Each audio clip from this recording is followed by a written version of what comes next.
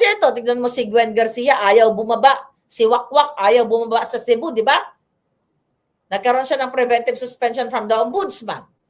O anong ginawa ni Bangag? O, according sa report, nanawagan si Bangag na sundin daw ang tamang proseso sa preventive suspension na inilabas dito kay Garcia o kay Wakwak. Binigyan din ng presidente na anumang hakbang na makaapekto sa mandato sa halal na opisyal ay dapat dumaan sa tama at legal na proseso. Ayun daw sa Constitution at sa Omnibus Election Code.